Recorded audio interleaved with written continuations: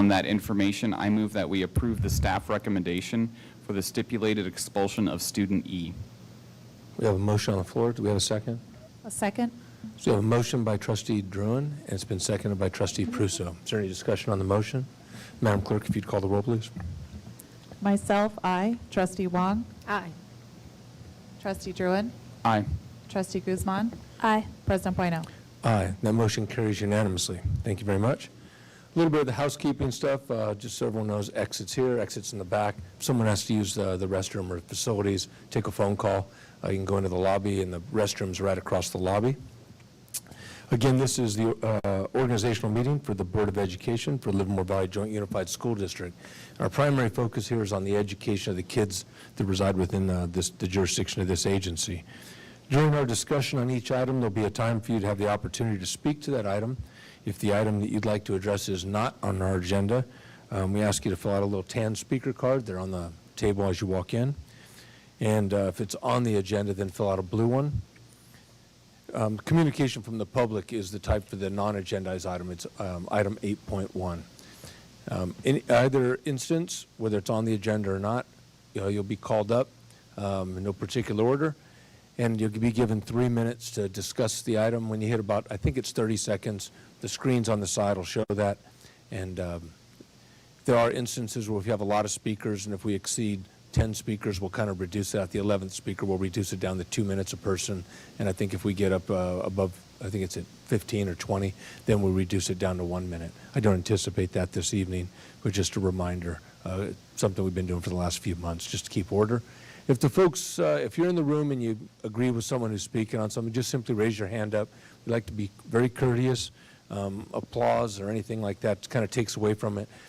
We want to make sure that your microphone's on, that you get the full allocated time, and that we're able to capture it, the audio and the visual, so that we can broadcast it out and we can actually hear it, and we can take your ideas or concerns into consideration. And just a reminder, the meetings are televised, and that's why we want to capture it all. They're on Channel 28 of the great Tri-Valley TV, Wednesday and Saturday evenings at 7 p.m., on Monday mornings at 10 a.m., Friday and Saturday mornings at 0900. And this is some of their staff that works up here on the side and takes care of all our visual. So I'd like to get a nice hand for them. They do a really nice job for us.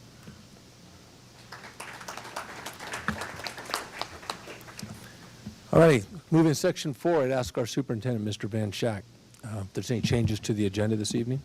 Mr. President, there are none. All righty. So we'll move right into something we always like, and this is the recognitions. There's a whole bunch of kids in the audience, and I'd like to have you introduce the first one. Yeah, excited to introduce Ms. Val Nebo. She's the principal at Arroyo Seco, and she is going to help us recognize some amazing students at her school.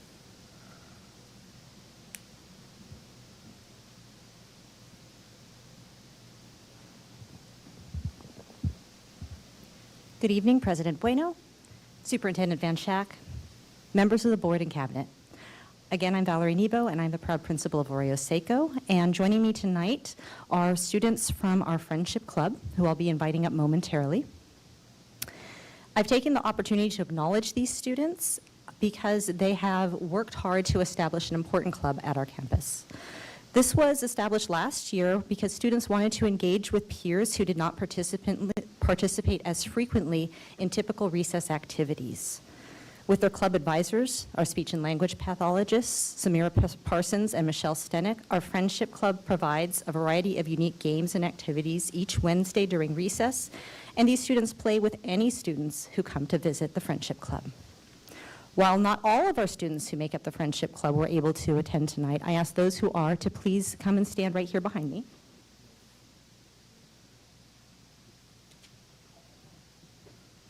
Okay, and as I call your name, please wave. Our Friendship Club consists of Kiara Venezuela, Julia Johnson, Lily Shafalio, Isla Siegel, Ashani Gupta, Ella Kotzbauer, Lucia Bella, Amy Nelson, Evelyn Perry, Kenzie Enrile, and Ida Terranova. Please join me in congratulating this group of students who compassionately give of their time to help others.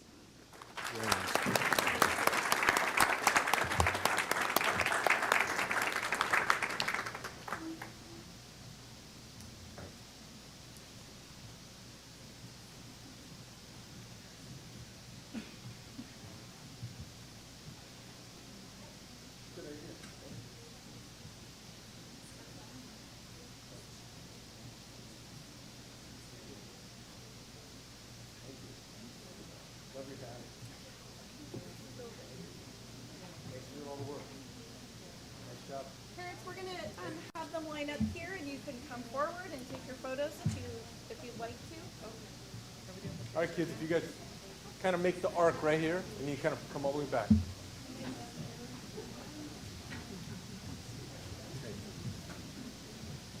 just have Christy stand on top of the chair. Oh, these guys are short enough. We can. I'm building a box. Yeah. Do you want us?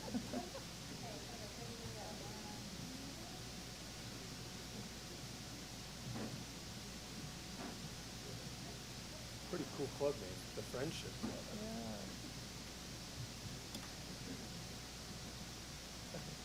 All right.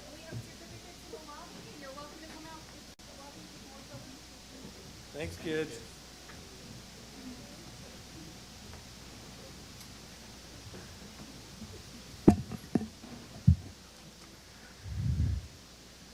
All right, as we're walking out, big hand for the Friendship Club.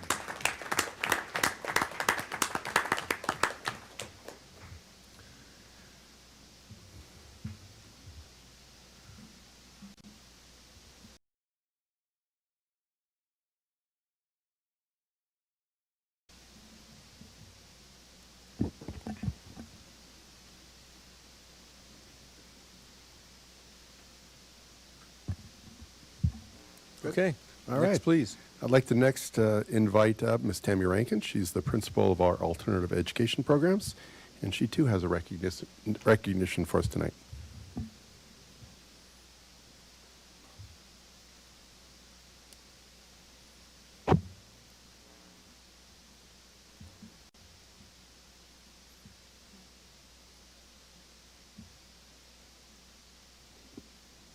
Good evening, Board President Bueno, members of the board, Superintendent Van Schack, Cabinet, and community. I am Tammy Rankin, and I am in charge of alternative education, and I am very proud today to bring to you the Del Val Continuation High School Culinary Program. This program provides 2 CTE pathways, food service and hospitality tourism and recreation, that includes 7 classes. The program started in 2012 with Diane Russell as the teacher. After trimester 1 this year, we have started a new chapter with Natalie Burbach as the teacher. The program has participated in many community events, including staff lunches for the district, catered for Tech and Tri-Valley ROP events, the Bankhead concessions, LVJUSD staff appreciation, and Ag Day. Currently, students participate in a mini internship at Heritage Estates. During our recent Model Continuation High School visit, students were able to cook and serve breakfast and lunch to our visitors, who were very impressed by their food and hospitality. Students here today, actually the only student that was able to come is Julia Esslinger. So we're very proud to have her. And our other students, we had other students that were planning to come but weren't able to. So we're very proud of the program. Thank you. Thank you.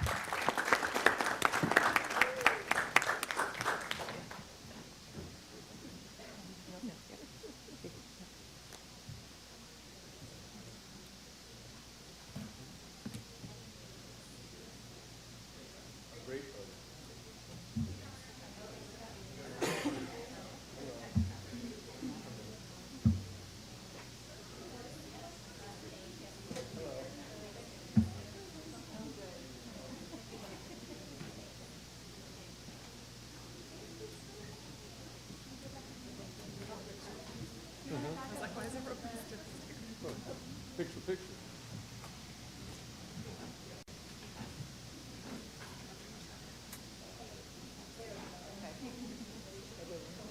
Say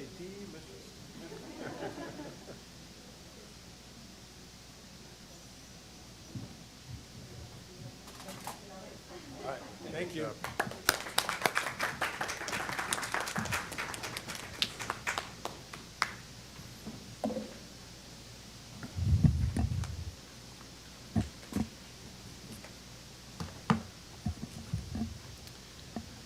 We're going to All right, 6. I'm gonna move into 6.1, and it's at this time I'd like to just make a couple of comments in recognition of our board president, Mr. Craig Bueno, and our clerk, Ms. Emily Prusso. It is probably more difficult than ever to serve the public in roles such as you have. The challenges are immense, but the efforts in regards to the impact on our community, our schools, and our students are really hard to describe. And I'd just like to point out on behalf of Cabinet and our district team and our community how much we appreciate the efforts that you both have put in. All board members, I think, have a unique challenge in our current political environment. The sacrifices that you have to make in terms of time away from family, really it's a labor of love, and we recognize that, and I want to point out and appreciate and acknowledge the incredible gift that you've given to our community by being willing to serve, not just on the board, but as president and as clerk for the last year. Your efforts are immense, and we're just really proud and really happy that you're with us, so thank you. Thank you.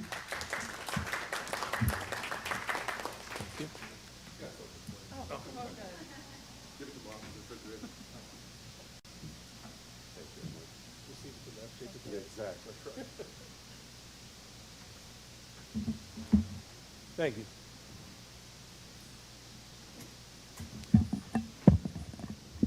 All righty, our next order of business is nominations. So each year, annually, we nominate for the board clerk and for the board president. So with that, I will open up nominations for board president.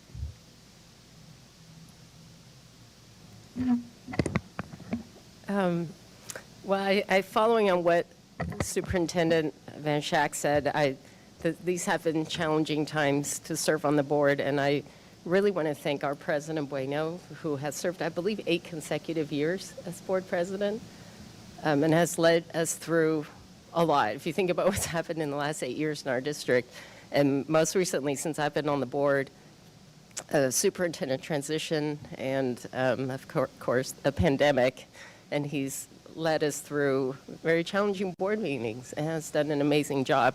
He's also mentored and supported all of us as board members as we came onto the board. And even before we got on the board, he was very generous with his time and sharing with us and preparing us for what this job was going to be. And I believe he's prepared us to take on our own leadership roles on the board. And so in that spirit, I think our board clerk, Emily Prusso, has done an excellent job as a board member and as a board clerk, and I think she's ready to take on a new leadership role, and I would like to nominate her for board president. Thank you for the nomination. And board clerk, do you accept the nomination? Yes? Okay, so, Question mark? so we have a motion. Do we have a second? I'll second that motion, of course. Okay. So we have a motion by Trustee Wong. It's been seconded by Trustee Druin to nominate our current clerk, Emily Prusso, for board president. Any discussion on the motion? Madam Clerk, if you'd call the roll. Trustee Guzman? Aye. Trustee Druin? Aye. Myself? Aye. Trustee Wong? Aye. President Bueno? Aye. And that motion carries unanimously. Congratulations, I think.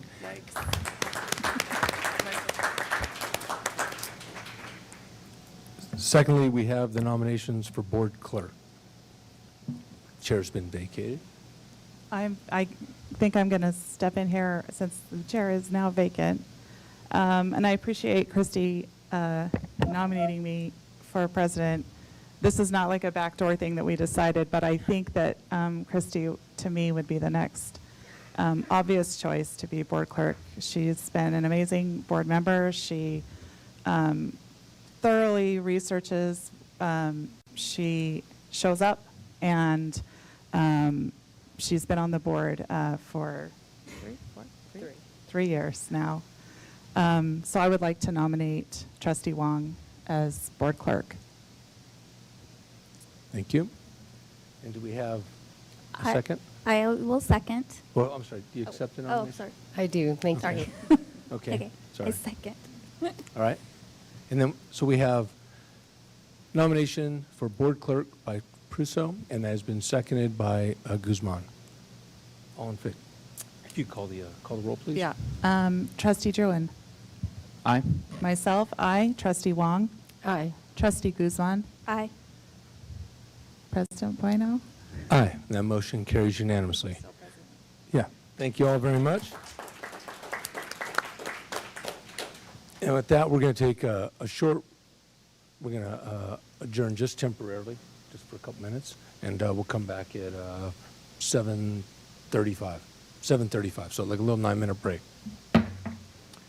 Good, welcome back. We're reconvening at 7:35, and I just want to ask for everyone to be very patient with me tonight, and I might be looking over at Craig a lot, so I just hopefully we'll be able to get through this meeting without too many mistakes. And with that said, we will move on to 8.0, and I would ask, this is our student board member representatives to report, and I am going to ask for Livermore High. Catherine Johnson is going to report first.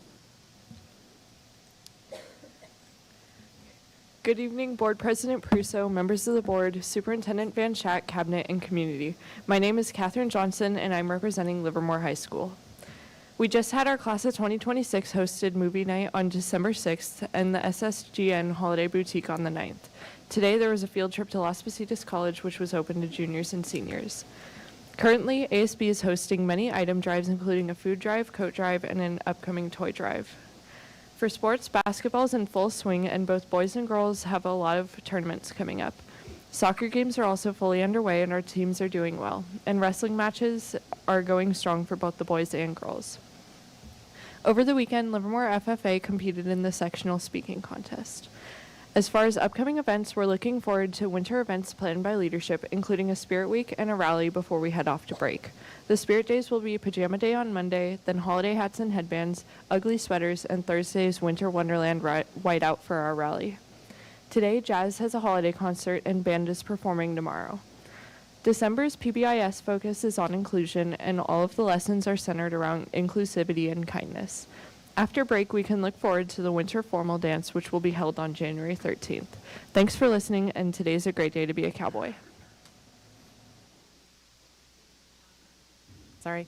Thank you, Catherine. And now Amanda Dunmeyer from Granada High School is going to give her report for us. Okay, thank you. Good evening, Board President Prusso, members of the board, Superintendent Van Schack, Cabinet and Community. My name is Amanda Dunmeyer, and I represent Granada High School. As we return from Thanksgiving break, we ease into our new trimester with new people and new classes. Watching everyone get comfortable and laugh through those awful icebreakers makes me smile, knowing that everyone feels safe and connected here at Granada High.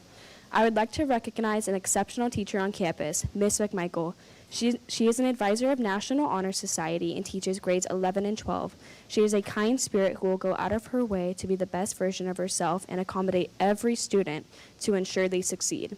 As a senior, I can say for all of us, as of November 30th, we can finally unclench our jaws knowing that UC applications were completed for colleges of our dreams. We have been ecstatic at the thought of senior activities such as Disneyland and Senior Ball, which will all take place in our last and final trimester of school. We recently had our annual Holiday Sights and Sounds Parade on December 2nd in downtown Livermore, where GHS choir, band, and color guard dressed in their best holiday attire and performed along with LHS playing underneath the Christmas tree, spreading holiday spirit and showing Matador pride.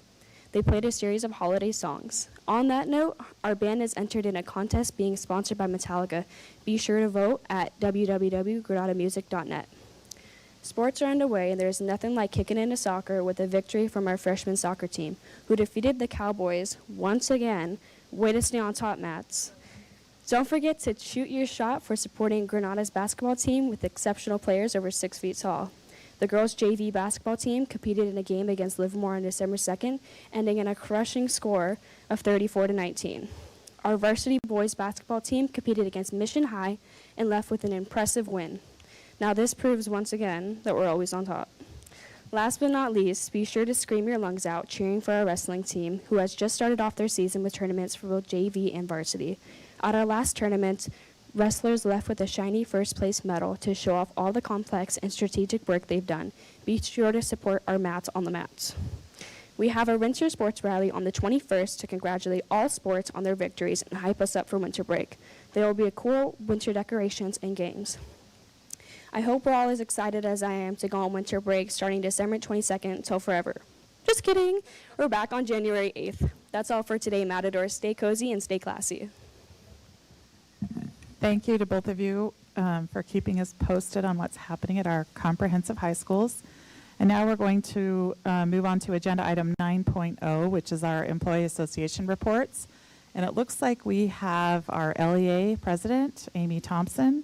As she's walking up here, I also want to recognize, though I don't see them in the audience, our CSEA president, Stephanie Wagner, our SEIU, Kirsty Governor, and our CMC, Lily Lopez, who is the representative. So we'll turn the time over to Amy Thompson. Thank you. Good evening, Board President Prusso. Congratulations. And thank you, Mr. Bueno, for all of your years of service as president. You did a really good job managing some incredibly difficult board meetings. Sorry, back to the beginning of the formal speech. Good evening, Board President Prusso, Superintendent Van Schack, members of the board and cabinet. I'm Amy Thompson, president of the Livermore Education Association, representing teachers, nurses, counselors, psychologists, speech pathologists, and teachers on special assignment. We're almost ready to sign an MOU for the 24-25 work year calendar. We're still waiting for the district to share with us information to show the impact on tax withholding of restructuring the school year and therefore the pay periods for our members. Once we have the information, we will believe we'll be ready to sign the MOU agreement and have our members vote. In reviewing the first interim budget report for tonight, I noticed a few things that gave me hope. Number one, the estimated total income for our district has increased by just over $3.3 million. More money to pay expenses is always a good thing. Number two, the planned expenditures for books and supplies has increased by a little more than $4.4 million. I am hopeful that this increased amount in books and supplies means that we will be able to provide an updated social studies adoption for our students. I wish everyone happy holidays and a restful break. Thank you. Thank you. And now we're going to move on to item 10.1, which is audience communication. Communication from the public is the time for the public to comment either in writing or verbally on any item that is not on the agenda. As a board, we may listen to the comment and ask staff clarifying questions, but can neither discuss or take action at this meeting on topics that are not on the agenda in accordance with the Brown Act. If you would like to address a topic that is not on this evening's agenda, now is the time to do so.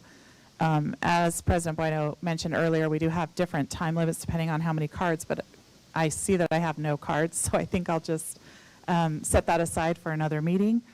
And we'll move, still no cards, right? We're good on that. We're going to move on to 10.2, correspondence. Formal written correspondence to the Board of Education shall be acknowledged if received by the board or in the superintendent's office by 4 p.m. the day before the meeting. Formal written correspondence received after the cutoff time will generally be acknowledged at the following meeting. Our board electronic communications received via the LVJUSD website is found by accessing the formal written correspondence to the Board of Education link with all fields completed and verified, and that shall be treated as formal written correspondence. So I would ask our clerk, Trustee Wong, if there is any correspondence for the board, and if so, if she could please summarize for us. Yes, we do have one written correspondence. Mariana Bravo, fifth grader from Jackson, wrote to us regarding a club that she and her classmates want to start to help the earth. Thank you. And that's it. We're going to move on to our information discussion items, which is item 11.0. And so I would ask Superintendent Van Schack if he would please introduce our first presenter. President Prusso, I'd be happy to. I'd like to re-invite Ms. Al Olson back up to the front here. She is going to provide the board and the community a report on the goings-on at Arroyo Seco Elementary School.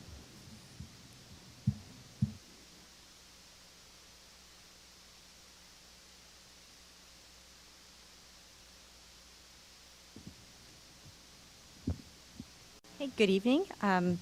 Once again, it is my honor to be among the first to say good evening to you, Board President Prusso, and again, good evening, Superintendent Van Schack, members of the board and cabinet, and student representatives from our comprehensive high schools. Okay.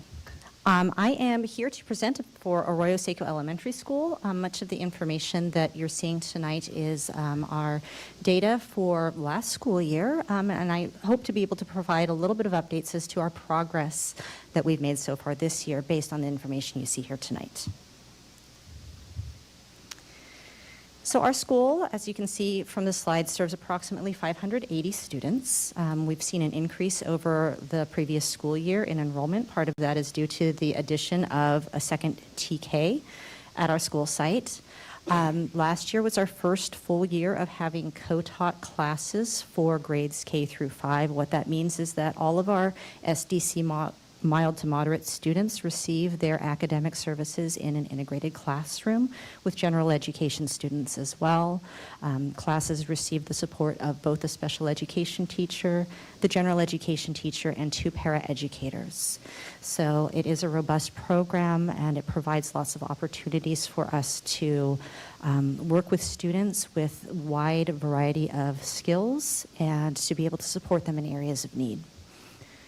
This past year, because of our efforts in our practices to support all students in positive behavior interventions and supports, we received gold recognition from PBIS, and we are the first to establish an elementary wellness center at our school, which is up and running and serving students at all grade levels.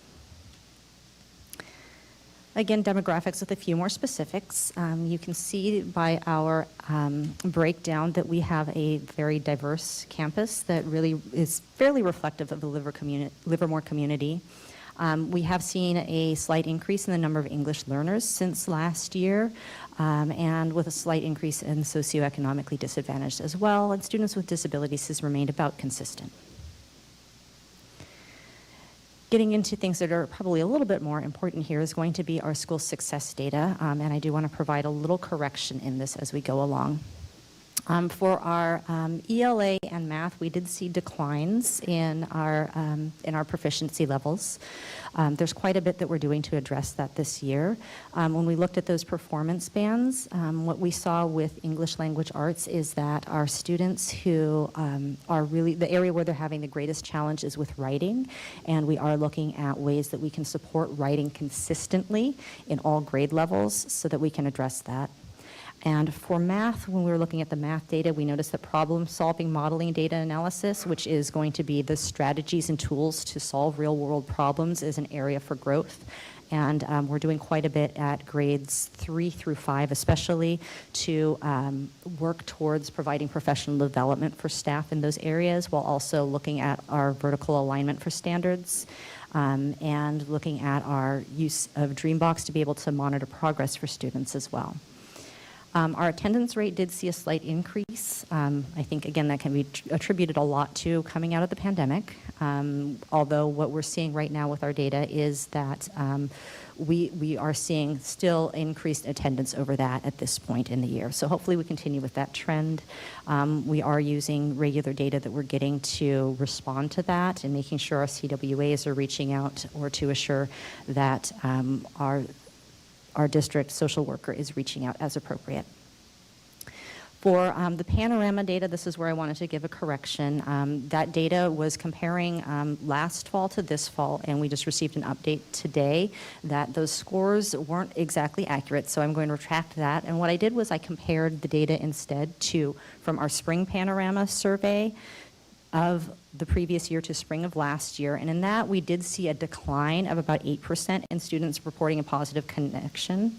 Hopefully when we get the actual correct data back, we're going to see this increase remain, since that really did look at a smaller group of students. However, that was an area that our staff worked on consistently throughout the year in really looking at how we can address connectivity using the Panorama Playbook to deliver lessons and activities in classes. That's further being supported this year with a second step social emotional learning curriculum that was recently adopted by our district. That is going to be something that is research-based, and currently it is being delivered to all 4th and 5th grade classrooms by our school counselor, and is also being shared more broadly with the other classrooms, and the plan is to continue to bring that into the classrooms with the support of our counselor. We just made the decision to start with the 4th and 5th graders as our students who are going to be our role models on campus. For our student readiness data, you'll notice that we had a decline of 10% in our English learners who were progressing at least one level on the LPAC. That's the assessment given to monitor progress. This was an area that we are really focusing on this year to improve. We have professional development throughout the year for staff that is being led by our teachers who are trained in GLAD strategies. Our focus has really been on effective and easy to implement GLAD strategies that are going to be used in every classroom and going around and looking for those being implemented. And then using also our district-aligned designated ELD instructional tools to both provide designated instruction for students and also monitor progress for students. So with that, and just looking at the data recently, we currently have a little over 10% of our students who, just based on their progress in that, are on track to move up one level if they were to be assessed today. So we should be able to see an increase in our percentages by the time they actually test at the end of March. Our student referral data, again, that's one where we would want to see a decline. We did see an increase there, but again, we're using the second step, social emotional learning curriculum, to help address this. And our most recent data, we have, instead of 5% of students with 2 or more major referrals, we are under 2% at this point in the year for those major referrals. However, with that data from last year when we looked at it, 100% of those students received additional interventions and supports to try to address the underlying causes of those referrals. So really paying attention to that data and assuring we're doing work to address that is something that we're staying on top of, and really trying to be responsive to student needs to keep those levels down. For Easy CBM, these were areas for improvement, and again, this has been a district priority, so this would be expected when we're looking at early literacy. For Easy CBM, we did see an increase of 0.1% at the 3rd grade level for the students who are at low risk, but we saw a 10.6% increase for 1st grade reading proficiency. This is just continuing to improve as we have several teachers who are going through the cohort for the science of reading and bringing back what they're learning to the staff. Along with using our district-aligned phonemic awareness instruction of both Sunday and Haggerty. And then also really using our universal access time to provide Tier 2 interventions for students in reading at all grade levels.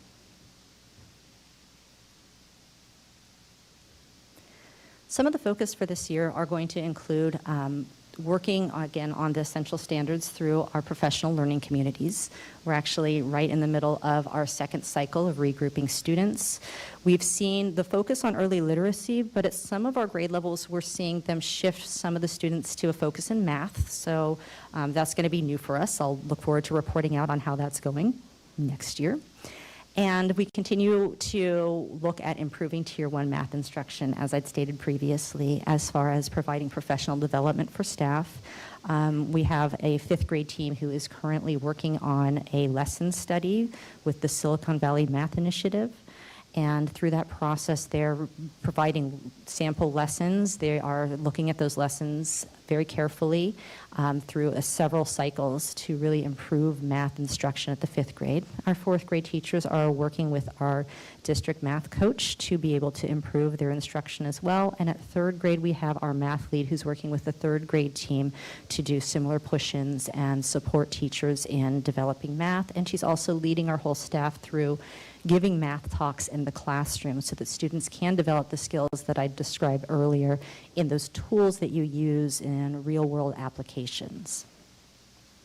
We're also looking to employ AVID and ELD strategies to improve writing. That really has been a focus, again, through professional development and finding the key areas we want to address, again, strategies that are easy to implement in the classroom, and reviewing those, having staff bring examples to meetings so we're holding each other accountable.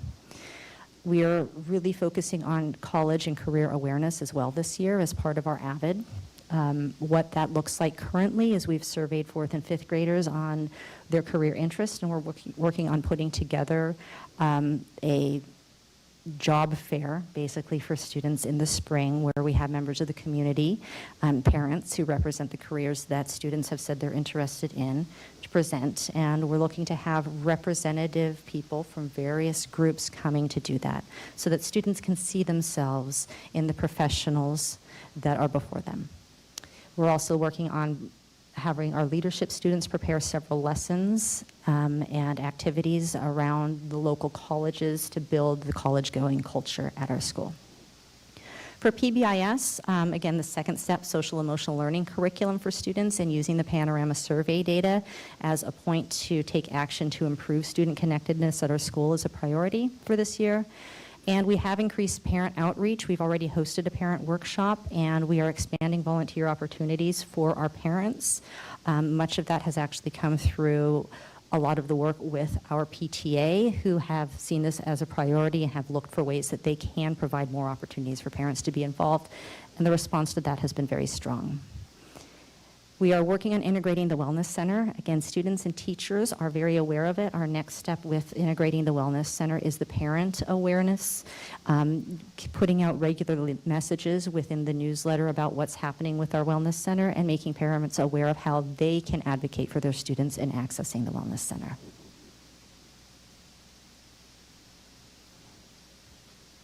All right, well, thank you. Are there any questions for me at this time? Thank you. Right now, we don't have any blue cards, so I'd ask if members of the board want to ask any questions or comments. Trustee Druin. Can you tell us a little bit more about the co-taught classrooms and some of the strengths and benefits of that experience for students at SACO? Sure. The co-taught classes, again, mean that our SDC mild mod students are in the general ed setting 100% of the time for their academic instruction. The only pullout they may have is if they have speech services or the like. What that means is that our general education students are, and our students with IEPs versus students without IEPs are in the classroom together. You have a very neurodiverse population in the classroom that looks very different from what you would see elsewhere. The students are learning, the students who may struggle with coping strategies, they're actually getting a lot of direct instruction in that in all classes, which benefits all students. Likewise, students really have to learn to practice empathy and compassion for others, just because we are really looking at considering strengths and weaknesses. This is something this person does really well. There are things you do really well. There's things that this person really struggles with, just as you have things you struggle with. So that's an important benefit for all of our students. Similarly, having the number of adults we have in the classroom allows for our universal access time to even further break out students into groups where they're able to work with our paraeducators who have been trained in some of the writing programs that's pretty prescriptive, such as the Sunday 1 or Sunday 2 programs. So it allows for more targeted interventions for more groups of students because we have more adults available to support that. So there's several benefits to it. And is there, I just hope that there's enough professional learning. Professionally, I know how hard co-teaching is. We experimented with it at SJSU and mentor-mentee professional relationships. And I just want to make sure that if there's, what is the support that you're giving them? Because planning, implementing, and assessing together, it's something that people aren't really trained in how to do. So I'm just curious about the opportunities for the time to do the work so they can do it well and they can do it meaningfully, because if you don't do it well, it can be hard and it can be not a good experience. If you do it well, it's fantastic for students, it's fantastic for the adults in the room. So I'm just curious about that. Sure, yeah, and when they initially onboard, there's training for what the co-taught model looks like, and part of that onboarding allows some time for co-planning. The co-planning generally happens within the classroom, and again, there's stipends that go along with that for the additional time it takes to co-teach. And as needed, if staff are reaching out asking for more time, we're finding ways to provide that. Okay, thank you. I also heard that your English learner population increased a little bit this year. I'm curious to know if are we seeing that increase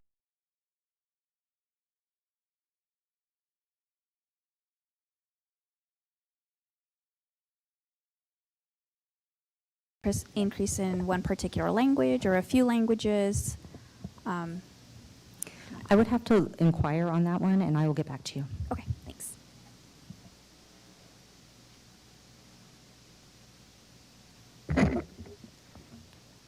I have just a couple questions about the parent outreach. How are you doing the outreach, and when are you holding workshops, just in terms of kind of reaching underserved families? Sure. So we surveyed parents that went out in English and Spanish and we had both hard copy forms that we sent home with families so that they could give us some feedback as to what topics might be of interest. That survey was provided by Irene Covarrubias, who works in our district and is presenting in both English and Spanish for families. We held our first workshop already this week, one in Spanish and one in English. And we're looking to arrange for a couple others, really trying to get better feedback. And again, this is looking to launch something like this again because it's been a few years since we've had these types of programs at a school site. We're also surveying parents using the PBIS parent survey to get some feedback on our school climate. As far as outreach for meetings, one thing that we've heard from our ELAC is that they want to feel like they're more involved. So we're making sure that we have Spanish language translation available at all of our PTA meetings so that they can be a part of it. Similar for any meetings where they're saying we'd like to come and be a part of it. So we're making sure the information is going to ELAC, and also that we're taking that information from ELAC to PTA so that we're helping to bridge that even if they're not at a meeting. So assuring that that's getting communicated. What I'm hearing from families is they really do want to be involved and try to remove the language barrier. So that really is an area for focus. Is there an effort to do targeted outreach, like specific families where you feel like maybe if there are attendance issues or academic or behavioral issues that you'd want to involve the parents more? Sure. Actually, that outreach has been done for our STEAM program, which is an after-school program. Normally, that just goes out through PTA through an interest survey, but we've actually looked at groups of students that we do want to target because it's through grades 3 through 5 and made phone calls home inviting families to have their child participate in those programs. So I think that speaks to what you're talking about and then expanding on that. Okay. Thank you. I just have a couple. First comment is the college and career awareness and the job fair that you guys are going to have. I think that's the first time I've heard of an elementary school that's doing that. And I think that sounds really awesome for kids to kind of see what their options are. You should let us know when that is. We can stop by. And then I just had a quick question about the wellness center. We are familiar with the wellness centers at the high school and middle school level. What does it look like at the elementary level? What are the referrals like? Who is there? Just maybe a little bit more information about what that looks like. Sure. Currently, we're staffed part-time. Once we have our intern back, who's on maternity leave, we'll have a little bit more staffing again.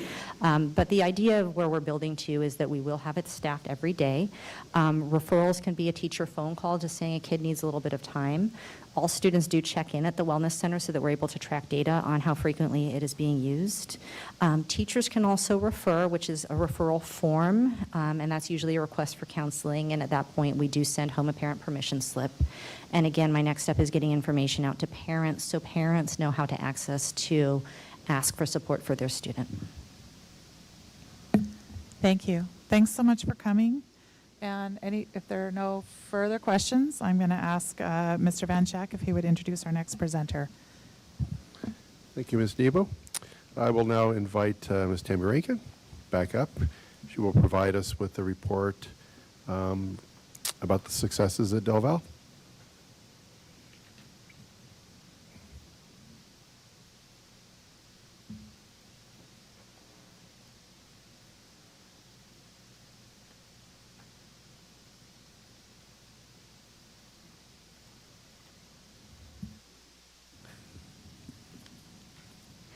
Good evening, Board President Prusso, members of the board, Superintendent Van Schack, Cabinet, and community.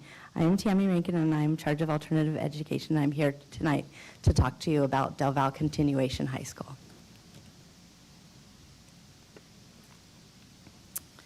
This year, Del Val received a PBIS Silver recognition, and we also just received our model continuation high school visit, which was very positive. At the end, they told us that they will be recommending that we get the award. Some thoughts, I took some quick notes when they were reviewing the report because they said we would not get a report, so I took some notes, and I'll review some of those with you. They said that we have a strong community, students feel like they belong, they want to be at Del Val, and staff is supportive of them. Parents feel supported, and they like the hands-on instruction where everyone in the classroom was participating. Our Culinary Academy received first place at the Rotary Chili Cook-Off in 2022, and then we just recently participated again. That's a fun event for our school. As you can see, we have a diverse population who come to us with many challenges. We meet each family when they enter, and we try to learn as much as we can from the student and the parents when they're in our meeting, so that we can support the student with all their needs while they're at school with us. When looking at student success data, our students come to Del Val in the 11th or 12th grade at some point. And our ELA CAS scores with this 17% meet our standard met or exceeded, and in math it's 3%. What we're doing this year is we're making sure that students are more familiar with the test, and so we're making sure that students take the interim assessments so that when they take the test, they're more familiar. And then we're also doing test incentives so that they come to school on those days that we take the test and that they want to do well, so that we know that our test scores are valid. When looking at passing grades in core classes, 83% pass our courses. One of the things that Del Val does is we focus on credits. One thing that's exciting is we've had 19 students already graduate this year. When looking at credits during our professional learning communities, we talk about essential standards, common assessments, and then we also do credit checks with our students and with staff to make sure that our students are on. And we talk about that with our staff so that we are on the same page with our students, so that we know that they're making progress. Our attendance rate is 83.8%. Many of our students come to us and they're struggling going to school. And what we do is we work together to try to support them and encourage them and be positive about coming to school. So our attendance is monitored and supported. We work on it in our cost meeting, and our CWAs support that.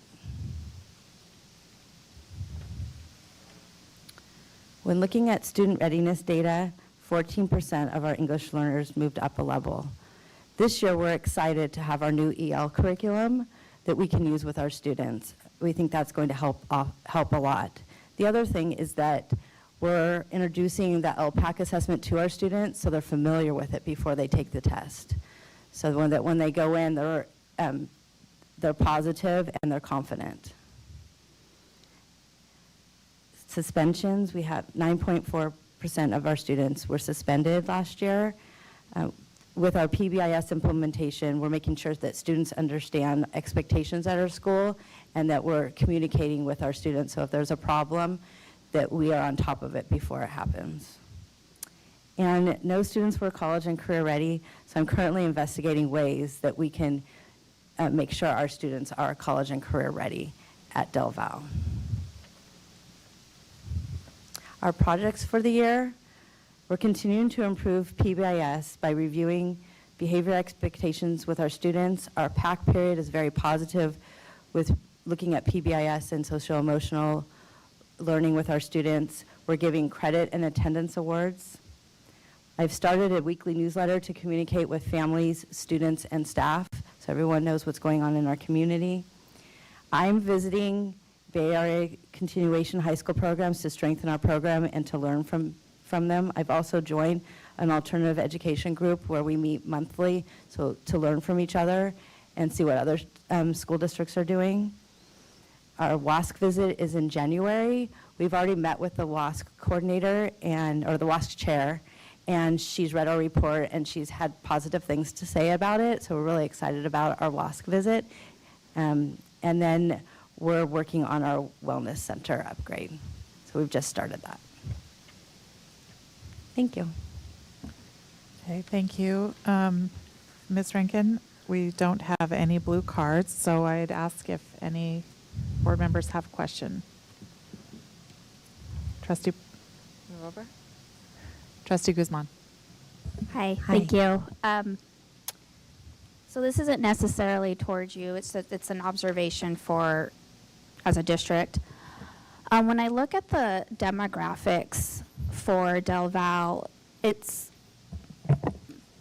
I look at, and what I see is that there's 66% Hispanic, Latino, and respectively, we have 30% as a district.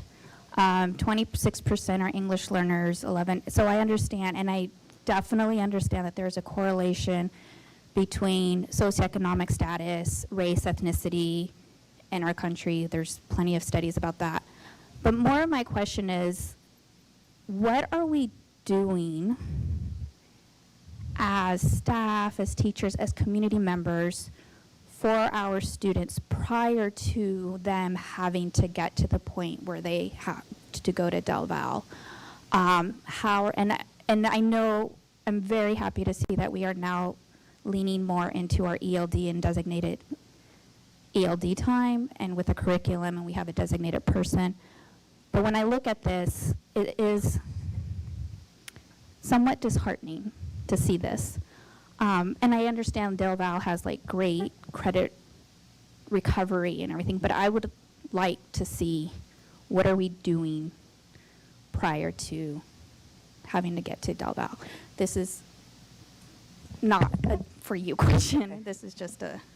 Yeah, and I'll speak to that simply because it isn't a Del Val question. This is a Granada and Livermore question because it's really the schools of origin who are identifying students who they believe would be better served at continuation school, and why is it that the students that they're identifying are consistently Hispanic, Latino, or EL, and so part of that is going back to Granada and Livermore and saying how do we better meet their needs? How do we better get them to the point where credit recovery isn't something that is an issue for them their junior years, and so.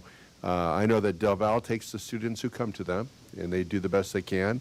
I think they've done an excellent job of making sure that students come to them, leave with diplomas.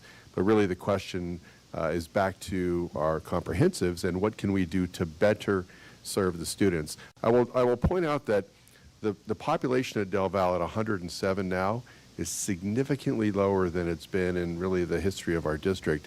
Back a decade ago, we had not just 175 to 180 students at Del Val. We also had Phoenix, which was another continuation school that also had 100. So we've gone from 275, 280 continuation students down to 100. And so, again, the question really with why the overrepresentation of Hispanic students, it really goes back to what are we doing at our comprehensives to better meet the needs of those students. Yeah. Thank you. And I think, and you and I, we've had several conversations about this, and I think what I don't want is that this mentality or belief that certain groups can't learn or aren't learning as quickly. I don't want that at all. I believe like the capacity and their willingness to learn and drive, just how have we tapped into that yet appropriately? And that's what I want to do. So thank you.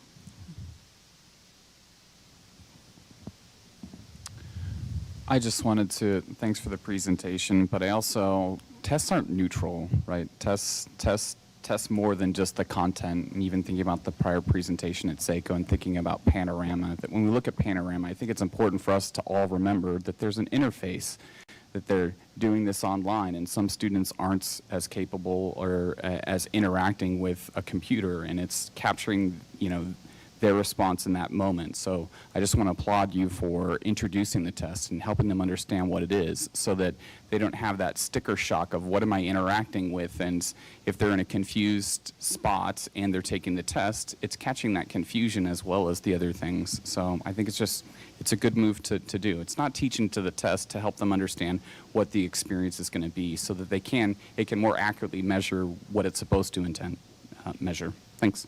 Thank you. Thank you. Yeah, I too share the sentiments when you talk about English language learners or the Hispanic population. One of the things that I've witnessed being at Granada, one of the comprehensives for so long, is that a lot of the kids, it's the socioeconomic side of it. I don't think it has anything to do with your ability to learn, but it has to do with your ability to learn under that circumstance. And to me, the focus at some point has to be, how do we deal with that circumstance?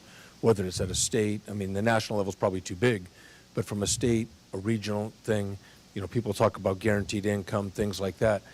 A lot of the kids that I know that have ended up going to Del Valle, and I don't want to say got stuck there or were forced to go there. Some of them, that's their best option. And, we've got a gold medal we put on that school a few years ago. The challenge is making sure these kids, a lot of them they have to get a job. They can't participate in extracurriculars. The next step is they can't do their homework. The next step is you can't get them connectivity. They're not familiar with laptops.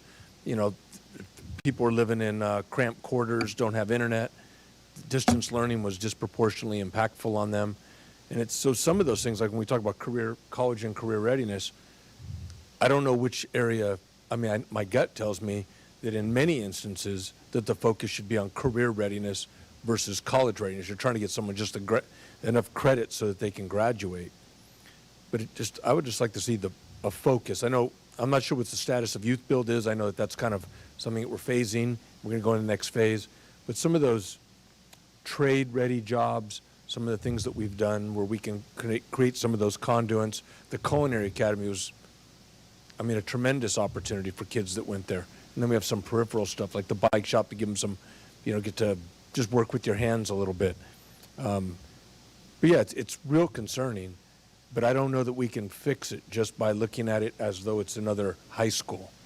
I think there has to be focus on the socioeconomic side of it, whether that's, meals, working better at the state to get more income for some of the families.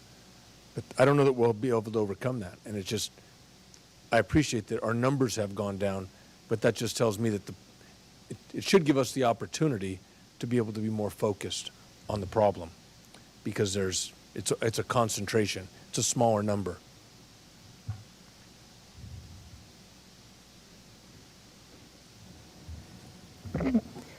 I have two questions about the numbers. The number of EL students progressing, can you tell me how many students that represents? I'll have to go back and get that information for you. Okay. I'm Yeah. assuming it's not a lot. It's if not a you're- lot, no. Okay. And so a few could make a big Yes, difference yes, because it's that's not a a big lot. drop, but okay. I would like to know if you Okay, could I get can do back that. to me about that. I can let you know what the number we have this year, too. Okay, great. And then on the attendance rate, it seems like the previous number was closer to what all the other schools have, and now there's been a big drop. Do you have a sense of what contributes to that?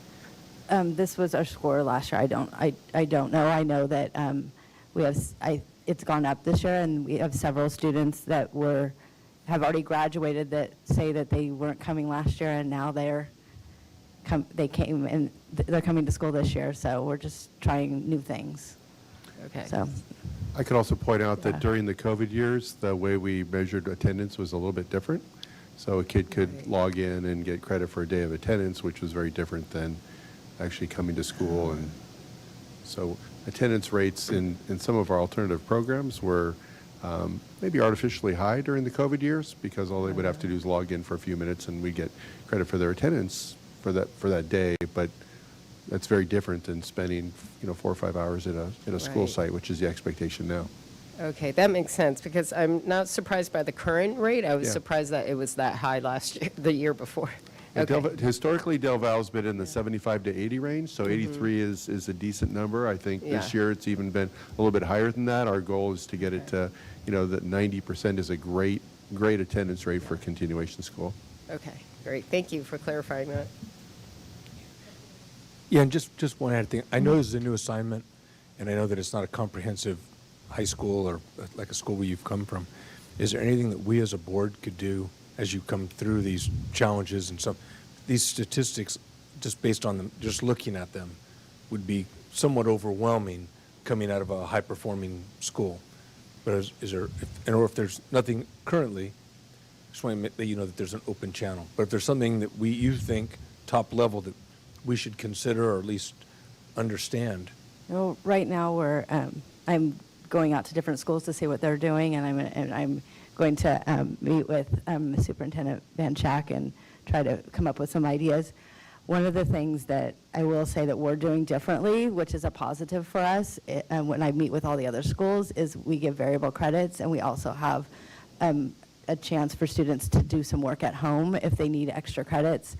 And other schools are saying they're not graduating students because students come to them and there's no way possible for them to graduate when they get there. And we're able to, at Del Val, say no matter however you come to us, we're going to try to get you to graduate. And so we work really hard with families to make sure that we do that. Okay. So that's really... One of the things that Ms. Rankin is working on this year, and she mentioned it, is visiting other schools, and we're trying to really reevaluate the way we approach alternative education. And I think historically, back 20 years, alt ed was where you went if essentially you failed comprehensives. And we'd like to change that narrative so that it is an alternative.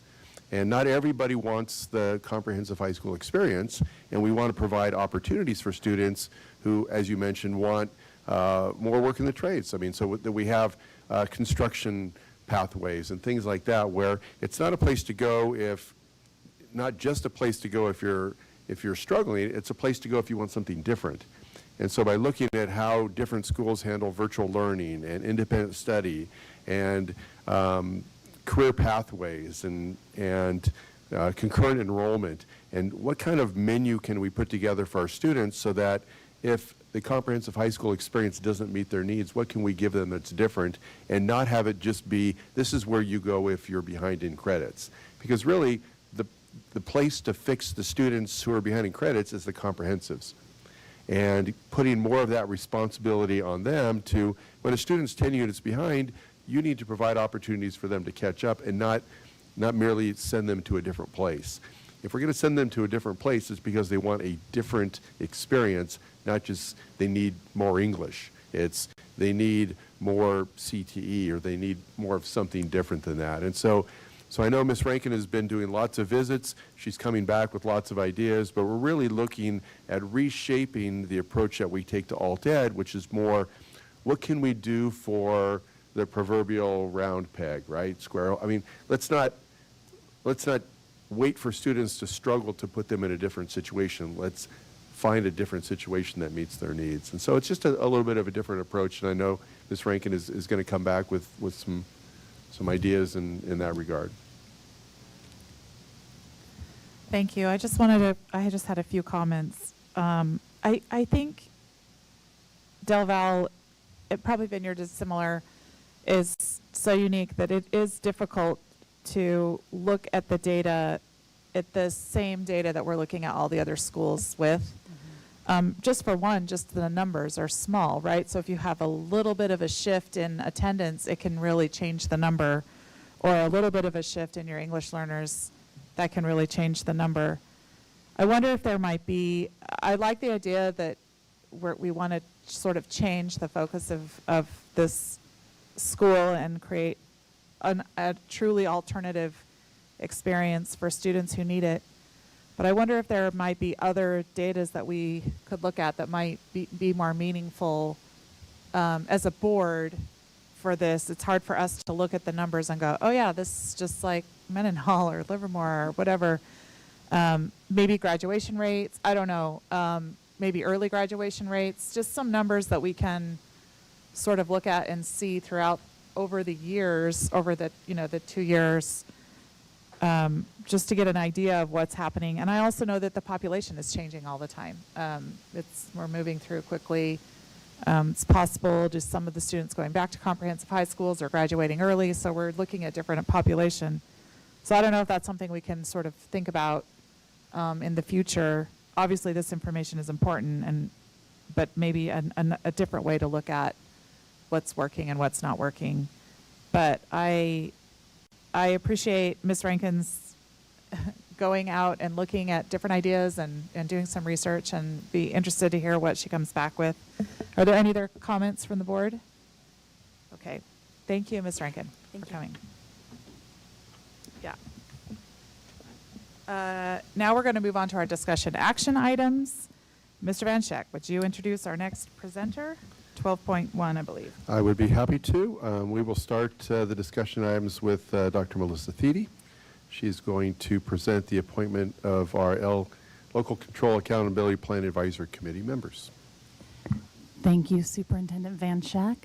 Yes, I am sharing with you this evening for your consideration the two committees that help us in the creation of our Local Control and Accountability Plan. The LCAP is a part of our LCFF funding, and the goal of this is to be very transparent, to involve members of our community, our educational partners, and to provide a level of accountability through this LCAP plan to our community, to our families, to our students. The LCAP, as you're aware, is adopted by the governing board annually, and there are two board-established advisory committees which assist us in the development and review of this plan. The first is the LCAP Advisory Committee. It is primarily comprised of parents. We have a representative of, we try to represent our English learners, our foster youth, and our socioeconomically disadvantaged. Those are the targeted populations that are intended to benefit from the LCAP. In our school district, we have representatives from every school site. We also have student representatives from our comprehensive high schools, and we have representatives join us from each of our employee groups. The second LCAP Advisory Committee is our District English Language Advisory Committee, our DLAC. Again, this is comprised primarily of our parents and guardians of our English learners or emergent bilingual students, and we also have student representatives that participate in those meetings. The first committee, the LCAP Advisory Committee, I won't read the name and school for each, but herein is listed every school site and the representative, as well as our bargaining unit groups and the representatives and our students, as well as that final bullet in the right-hand column. The LCAP Advisory Committee meetings are conducted monthly beginning in January, and they are facilitated by myself and Teresa Fiscus, because there is a programmatic as well as a financial component to that. And so we partner in the creation and presentation. And Matthew Hart, our Director of Assessment and Accountability, is also very, very crucial in the completion of this document. So here are the names and locations of the members of the LCAP Advisory Committee.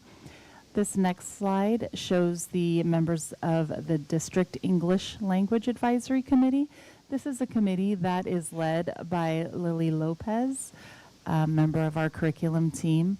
And you can see here the names of the parents and representatives from each school site, as well as, again, that final bullet in the right-hand column has the names of our student representatives. The process for our LCAP is, as you see here, as I mentioned, our strategic planning and the development of the LCAP will begin in January.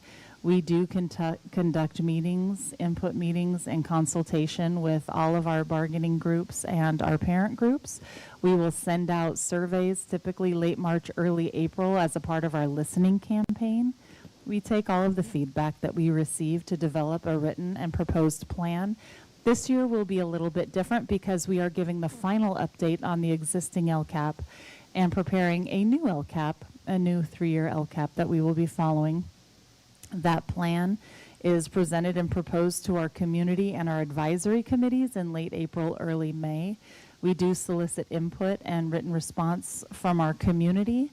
We hold a public hearing in June and then bring the final product to you, our school board, for final approval in June at that final board meeting typically. It is a lengthy process. It's a over 100-page document, but a lot of time and work goes into making sure that the interventions and items that are included are intended to serve the students that are targeted. So the recommendation of our superintendent this evening is to appoint the members to the 2 committees that I've just shared with you, but I'm happy to answer any questions if you have any. I have no blue cards. Any questions from the board? There's no questions, then I would entertain a motion.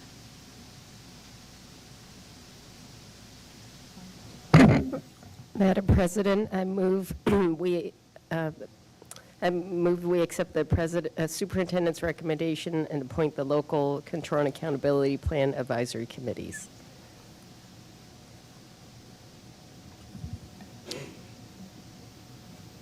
I'll second that. Okay. I have a motion by Trustee Wong and second by Trustee Druin. Is there any other discussion on the motion?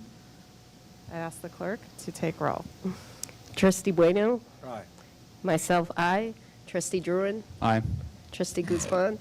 Aye. President Prusso? Aye. And that motion carries unanimously, 5-0. And Thank I will you. now ask Mr. Van Schack to introduce our next item, 12.2.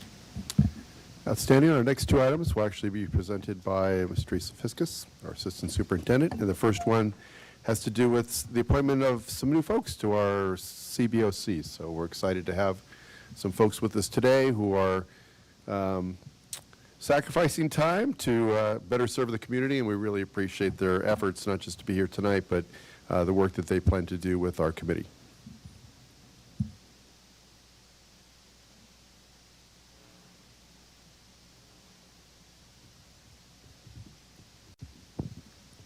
Good evening, President Prusso, members of the board, Superintendent Van Schack, and Cabinet. Tonight, it is my great pleasure to present the appointment of members to the Measure J Citizens Bond Oversight Committee. We do have 2 of the applicants with us, and so I've asked them to join me at the podium this evening, and when I get to their names, I will turn around and acknowledge each of them. So a few facts about the oversight of Measure J. Measure J was initially passed by electorate in June of 2016. It does require annually an independent citizens oversight committee that contracts for a performance audit with an external CPA firm. It also requires the oversight committee to review the expenditures of the Measure J bond. Eligibility, committee members must live within the boundaries of LVJUSD, as well as a few additional requirements. And the term is a 2-year term. Committee members serve for 2 years, but they can be elected for an additional 2 sessions. So basically, they can serve for up to 6 years on the committee. The goals of the Measure J funding are to repair and upgrade our district facilities in order to ensure safe and modern educational environments for all of our students. This includes modernizing classrooms, repairing our aging infrastructure, renovating facilities, increasing and improving overall safety, and increasing access for individuals with disabilities. The charge of the committee is to conduct meetings as needed in accordance with the Brown Act and open to the public. The committee must review the expenditures and once again, contract for the performance audit of the bond, and they must present a report to the Board of Trustees by the final board meeting of each school year. Our current members are Jeff Durbin, who represents our parent community, Eric Hahn, who represents the business organization, Isidore Loth, representing our senior citizens organization, Will Macedo, representing our taxpayer organization, Harshit Patel, representing the parent community, Amanda Pepper, representing our parent community as well as our parent-teacher organizations, and Jerome Yellen, representing our community at large. Our current members to be appointed all would be representing our parent community. We have Kevin Franklin, who is here with us this evening, Roshan Shanbag. We have Allison Warner, who is also here with us this evening. And we have Kimberly Schertzer, who would represent both the parent and PTA community. Our superintendent's recommendation is to approve the applicants and appoint them as members to the Measure J Citizens Bond Oversight Committee. Thank you. I have no blue cards. Do any of the board members have a question or a comment? President Bueno? Or Trustee Bueno. Yeah, thank you. I want to thank both of you and also the folks that aren't here. It's an extremely important thing that you're doing to give that oversight. What it does is it ensures the public's trust. And this district is, I don't want to say it's unique, but it's somewhat special in that the amount of public trust that this community has bestowed upon the district has allowed us to renew a parcel tax. It's allowed us to pass bond measures, and it's imperative that we do those things so that we can continue to improve the kids' educational experience. And so this component of it, the number one question you get when you look to pass bond measures is, what are you going to spend the money on? It's this trust issue, and we have enjoyed that. And we enjoy it because we have people like you from the community that can ensure that that trust is preserved. So it's really important that you do what you're doing, and we really appreciate you stepping forward and taking your time to do it. And with that, I would make a motion in support of the superintendent's recommendation on this item. I'll second that. Is there, okay, so we have a motion by Trustee Bueno and second by Trustee Druin. Thank you. I'm struggling. And are there any other questions or comments? Okay, I'd ask the clerk to take roll. Trustee Guzman. Aye. Trustee Druin. Aye. Myself, aye. Trustee Bueno. Aye. Oh, President Prusso. Aye, and that motion carries unanimously, 5-0. Thank you so much for coming. Okay, Mr. Van Scheck, I believe we have one more. I will ask you to introduce that next item, 12.3. We're just going to stall for 10 seconds here to let Ms. Fiskus get back to her seat. And once here, she will be providing us with our first interim financial report for board approval this evening. Thank you, Superintendent Manshak. Once again, good evening, President Prusso, members of the board, Superintendent Manshak, and Cabinet. For my second report this evening, I will be presenting our 2023-2024 first interim report for board approval. Each year, the California Department of Education requires school districts to bring 2 interim budget reports to the board for approval. The first of those, the first interim, reports changes made to our budget between July 1st and October 31st. That is the report we are bringing you this evening. Our second interim report reports changes made to the budget through January 31st and will be brought to the board in March for approval at that time. We are currently presenting the report with the positive certification. What this means is that we are projecting our district will meet its financial obligations for the current year as well as the 2 subsequent fiscal years. Our financial highlights at first interim are shown here. So we are now projecting revenues of $195,957,314 with projected expenditures of $213,650,140. We have transfers in from one of our other funds of $11,012. Overall, this results in a decrease in our fund balance of $17,681,814. Our beginning fund balance was $28,302,430. So it results in an ending fund balance projection of $10,620,616. Our fund balance is comprised of the following components. We have a $50,000 set aside for our revolving checking account. We have $200,000 set aside for our store's warehouse inventory. Our 3% required reserve for economic uncertainty set aside is $6,409,505. We currently have $3,955,512 remaining in restricted funds, mainly related to the Educator Effectiveness Block Grant and the Learning Recovery Block Grant. And we have undesignated funds remaining of $5,599, resulting in the total fund balance of $10,620,616. Oops. Our multi-year projection assumptions are shown here. We are currently using the dartboard from the School Services of California for our assumptions. We are using their cost of living adjustment, or COLA, of 3.94% for our 24-25 fiscal year. We are projecting ADA, or average daily attendance, of 12,378. We are projecting parcel tax revenue to come in at approximately $3.97 million. Our STRS employer rate is holding constant at 19.1%. The PERS employer rate was increased from 26.68% up to 27.7% for next year. And we've removed one-time revenues and expenses from the budget. In our second out year, the 2025-2026 fiscal year, using the cost of living adjustment of 3.29%, increased our projected ADA to 12,430. Our parcel tax revenue projection remains the same at $3.97 million. STRS employer rate is holding constant for a second year at 19.1%. PERS employer rate has once again increased up to 28.3%. And then we've removed any remaining one-time revenues and expenses from the budget. This chart shows what our multi-year projection looks like financially. You will see that there are three financial columns of numbers. The first, 2023-2024, is our current year budget.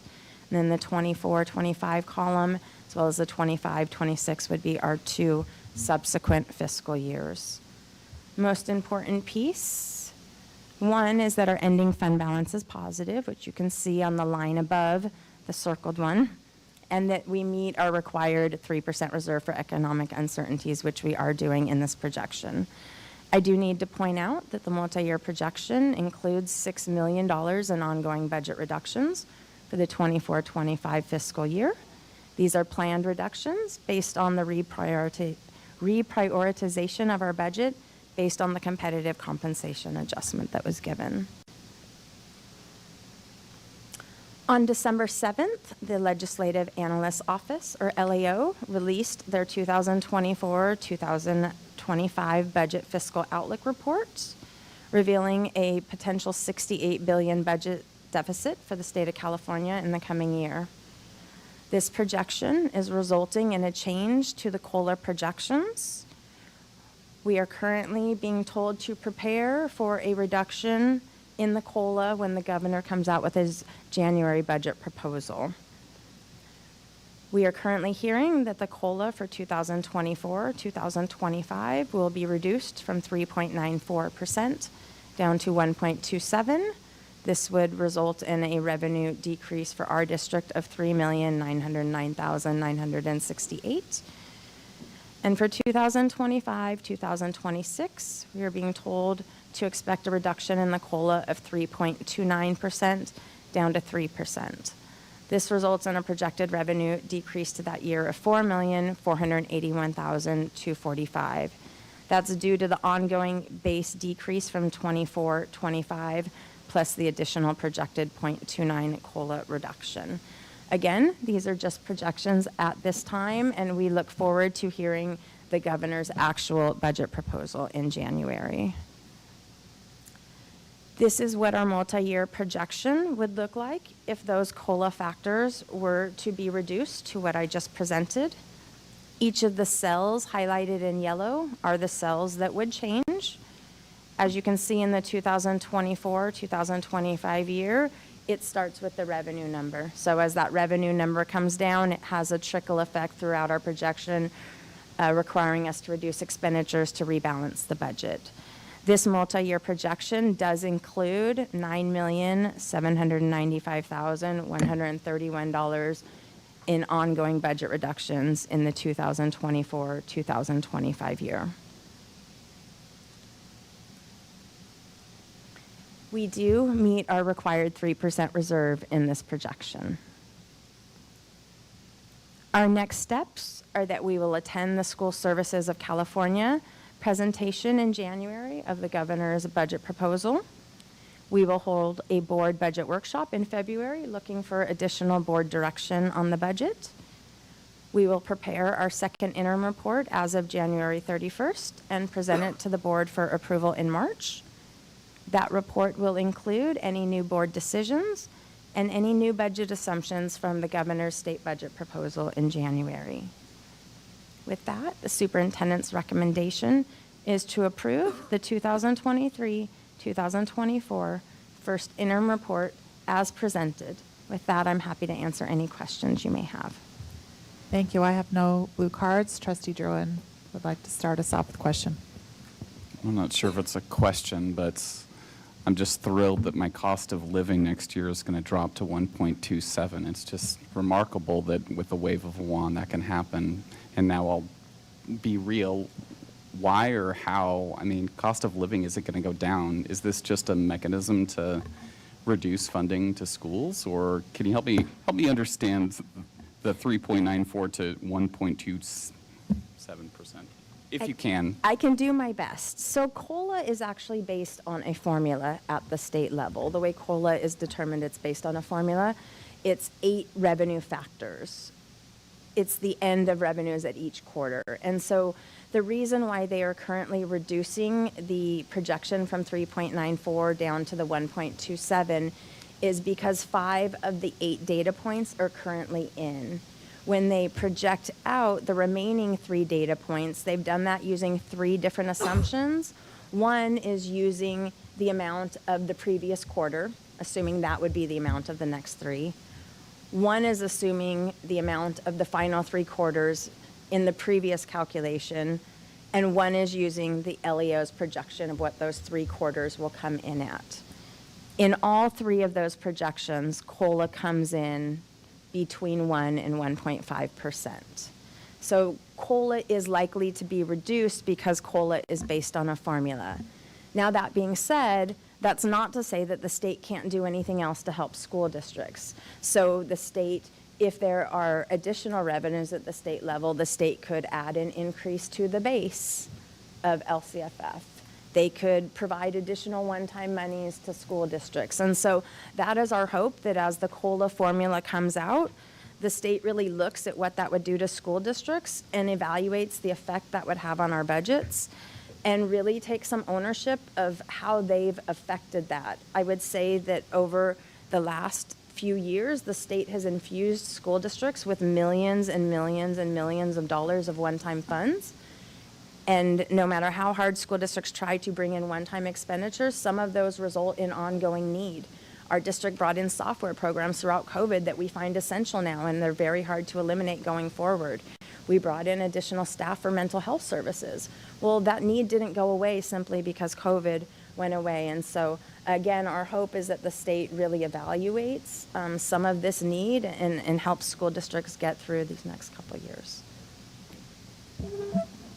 Trustee Guzman. Yeah, so mine was very similar to Trustee Druin about the decrease in COLA, but now that I'm hearing your explanation, so I attended at CSBA, did a workshop on the economic outlook of California, and then I read the report, well, very, very condensed report on December 7th, and it sounded like the state is in this trouble because of the taxes. They were delayed, right, from April to October, and then I think even pushed back to November. So the projections that they made weren't accurate. So my question is, from those 8 quarters, you know, they have 5 of the 8 data points that you explained. Are those the tax quarter? Like, well, I don't know, because we do annual. What financial quarters are those coming from? I could definitely look into that and bring it to the next board meeting. Okay. It is a very, very complex revenue calculation to come up with each data point, and I wouldn't feel comfortable talking off the top of my head. I would want to have the factors in front of me before I spoke to it, but it's not something as simple as one piece of the tax. Okay. Thank you. Do we know, though, that some of the data points is part of our taxes? Or why don't you, I'll wait until you get the information. Okay, thank you. Trustee Bueno. On the first page, I think it's second slide, it talks about the first interim being from July 1st changes to the budget up to October 31st. So do the amounts reflect constructive receipt by the state of the points that were mentioned by Trustee Guzman? There were some emergency declarations, things like that, that delayed revenues to the state. So does this picture incorporate constructive receipt by the state, or is it still awaiting that and we're going to see that in January? I would say that we will see that in January. What we have used for our first interim is the state's previous projection for their cost of living adjustment, which was based on a much higher assumption of what that each quarter would come in. So we are still using the School Services of California dartboard projection. We did not reduce our COLA down in our first interim report. We are waiting to hear more valid information on what that reduction will look like before we actually employ it into our budget. The county office did require in my board presentation that I explain to the board what the budget could look like in January, which is the stance we took. We decided it was better to leave our budget with the current projections from the experts with what they stand today. And that is what we have done. We will update in January when we hear actual changes in those projections from the governor and school services. Another question, it looks like maybe slide 6, the multi-year projection. I noticed that our expenses go from, looks like current year, we'll call it round numbers, 213 million to we'll call it 200 million, $13 million, 6.5% reduction. And when we calc that, what do we see that as? How does that impact us? So 6 million of that will be ongoing budget reductions that we are working on identifying at this time. The remaining difference between those two numbers would be one-time grant services that are expected to end at that time. Okay. Because we do see an increase on the revenue, but we're augmenting currently at, it looks like, $18 million. Decrease in the fund balance. We're currently, I don't say Yes. subsidized, but we're injecting $18 million into the budget to help offset that Correct. currently. And on the one that talks about potential COLA reduction, just want to understand the math a little bit. Under 2025, 2026, reduced from, it says 3.29, above it, it says 3.94. You previously talked about the reduction in the COLA and what that amounts to. Going from 3.94 to 1.27 is approximately $4 million. In the 25-26, just want to clarify, that's an ongoing reduction because it says it's going to go from 3.29 to 3. And then the math says that that's a projected decrease of 4.4. So that's a carryover from the It previous is a year. carrier, exactly. And that's why I worded it that way. I wanted the board to really understand it's not a $4.4 million reduction because the COLA was reduced from 3.29 to 3%. It's a $4.4 million reduction because we have a $3.9 million reduction in 24-25, so our base is starting lower in our projection. Okay. And this is preliminary. Our action of passing this today does what? Just allows us to keep moving forward. We're not going to take any action based upon this. We will need board to take action to approve the first interim report. We do need an approved budget in place to pay vendors and run payroll. So that would be the action we need the board to take to have an approved budget in place. We are not asking the board to take action on the COLA reduction this evening. That is an information item only. Again, the COLA reduction is not included in the budget we are asking the board to approve. The COLA that's in the multi-year projection we're asking the board to approve is at the current School Services of California dartboard amounts of 3.94. And we'll, following the presentation, the governor's presentation up in Sacramento in January, then we'll again hear these numbers again. It just, I tend to be not skeptical here, but of the state. just a couple years ago, we had a $75 billion swing in the budget when we went from a $25 billion deficit to a $52 billion surplus in a calendar year. And it's just, people come to work in government for stability and to make a change in people's lives. And when you start throwing around numbers that look like $68 billion short, it creates instability in institutions. I just don't think that's a healthy exercise. So I'm glad to see that we're not going to take any action based on this. We're just keeping the books open and awaiting further information. Okay. And I think it's a recognition of perhaps the reality that in order to make this balance next year, we will have to take action if the other factors, if the assumptions remain in place, there will be some things that we need to do, and just preparing the board for that eventuality. If the current projections are accurate, then we're going to have to do some things. If they're inaccurate, then we'll make some modifications. Any other questions? Yeah, we may need an extra meeting for the questions we have. Thank you so much, Ms. Viscus, for the presentation. I have no blue cards, so I would entertain a motion. President Prusso, I move to approve the 2023-2024 first interim report as presented. I second that. Okay, so we have a motion by Trustee Druin and seconded by Trustee Guzman. Is there any discussion on the motion? And if not, I would ask the clerk to please take the roll. Trustee Druin? Aye. Trustee Bueno? Aye. Myself, aye. Trustee Guzman? Aye. President Prusso? Aye, and that motion carries unanimously, 5-0. We'll now move on to our consent items. We have 12 consent items on the agenda this evening. Is there a board member who wishes to remove an item for separate discussion or approval?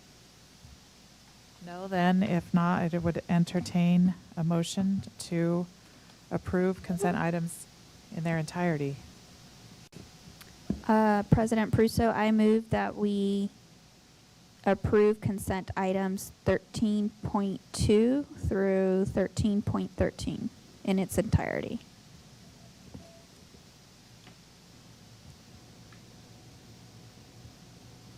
I'll second that motion. Okay. All right, I have a motion by Trustee Guzman and seconded by Trustee Druin. I'd ask our clerk to please take roll. Myself, aye. Trustee Bueno? Aye. Trustee Druin? Aye. Trustee Guzman? Aye. Oh, President Prusso? Aye. That motion carries unanimously, 5-0. And we'll move on to 14, which is our consent item resolutions. Does any board member wish to remove an item from here for a separate discussion? No, then I would entertain a motion to approve consent items, resolutions. Looks like we have 4 of them.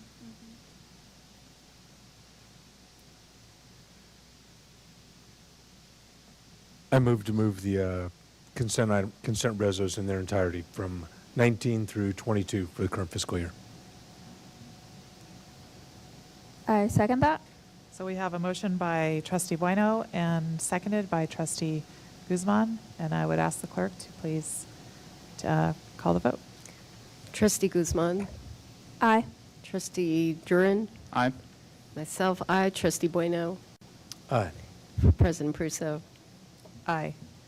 That motion carries unanimously. We had no consent items removed for a separate discussion. So I would now ask the board members for their reports. We'll start with Trustee Bueno. Thank you very much. Holidays are coming up, and I know a lot of kids are going to be off, so I would just reiterate to the public to keep the kids occupied and give them opportunities in those seasonal jobs.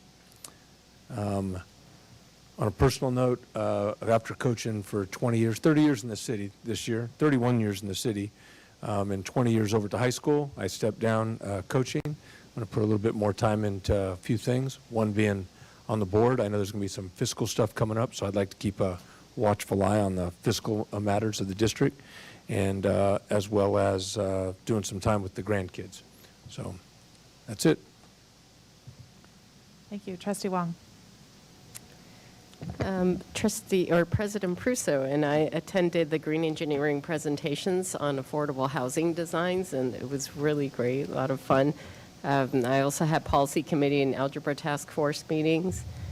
The whole board and the superintendent attended the annual state school board conference. And I attended my second delegate assembly meeting prior to that.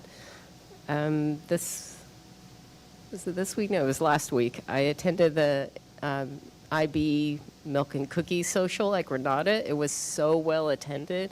I had a previous meeting and got there kind of late, and I thought nobody's going to be here. It was still a packed house, and they said a lot of people had left. So it was very well attended. Students and parents were there, and principal and the IB coordinator, all to talk to interested parents and students about the IB program. And I just want to end by saying happy 6th night of Hanukkah to all who celebrate. Thank you. Trustee Guzman. Yes, similarly, we all attended the CSBA conference. While there, I focused a lot of my time with the individual workshops with California economy and how that's going to affect teaching students. One in particular was looking into workforce housing, because I'm just starting to think, like, as teachers perhaps retire, how do we recruit and retain young teachers into Livermore, and strong teachers so that they stay with us. So that was that, and also it's just a good time to get to know each other more personally. There's two sides of the business. There's the ops, and then there's the human side. So it was great the meals that we shared was to get more of the human side. Thanks. Thank you, Trustee Druin. Thank you. I attended Del Val's feast. We went, right, Trust? Yep. It was fantastic, and it was wonderful to be on campus and to see just a variety of people from throughout the district and community coming and, as Trustee Guzman was saying, eating together and talking and enjoying that. We also had a special board workshop on governance, which I found particularly beneficial.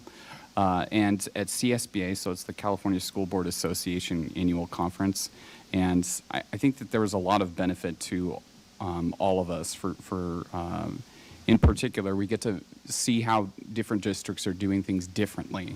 We came away with some ideas about evaluation, about governance to try out. But I think another aspect of the conference that is important for us here is to see the things that we're doing correctly and to kind of see some of the struggles that other schools are facing, and us to think like, thank goodness that we don't have those, or to prepare for those, or to be thankful for the, everyone that helps make the school district be, the magical place that it is. And so I think things that we're doing well and things that we can be doing differently. And then just today, I attended the Livermore Leadership. Assistant Superintendent Mankey and I are participating in Livermore Leadership. We went to TopCon, we went to Comcast, and we went to CEMEX, I don't know, something along those lines. And I think it's a unique opportunity. I appreciate it because it helps me see the variety of walks of life and business partners and communities and services and cultural institutions that exist in Livermore. And I think it's important for us as elected officials to know the breadth of opportunities that exist out there. And I know that Assistant Superintendent Mankey and I have had lots of conversations about what does this mean for us, and we're constantly looking at it through the lens of the school district. So if other trustees have not participated in it, I think that there is benefit to the program and would encourage it. So that's what cement is dry and concrete is wet. So they're not cement trucks, because if they were cement trucks, they would just be full of dry stuff. They're concrete trucks. Oh. Yeah. Thank you. You're welcome. Oh, that was I've been wondering that. Okay, thank you. as Trustee Wong said, we went to the Grid Engineering Academy. They at Livermore High School, where this was the junior class. They designed affordable housing units for the city for an expansion at Leahy Square. I don't know if the city's going to actually use their designs, but they did a great job. I know that's a challenging thing, but it's one of those things that if that's what you do for a living, that they went through the entire process. They went and walked around Leahy Square. They talked to people. They figured out, what the demographic was going to be, what things they might be interested in. Definitely saw some designs that were a little weird, where the bathroom was like off of the kitchen and not. So I think we're still working on that kind of thing, but it was great. Also attended Algebra Task Force, where the teachers were deconstructing the algebra assessment, which is important work. The Del Val Thanksgiving Feast, and also, as everyone has mentioned, the CSBA conference, which was great. It's always great to go, like Trustee Druin said, sometimes to just see what we're doing well and get ideas on things that we can do better. And then also just spending time together, I think, is important, and it's the part that I love. And also just eating food. I like eating food. We had some food there. It's great. Also, we had the ROP board meeting last week, and some good news is we found out this week that our ROP has received $2.4 million in CTIC grant, which they weren't sure whether or not they were going to get, and that actually puts us up this month. The ROP has received $3 million in grant money, so that actually ends up helping us a lot, because then that's money that they don't need to take, they don't need from us.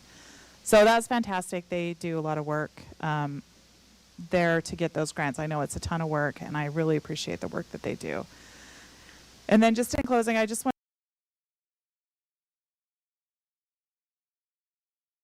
wanted to echo what Trustee Wong said earlier today about President Bueno, then President Bueno, Trustee Bueno, and his leadership and how important it's been for us.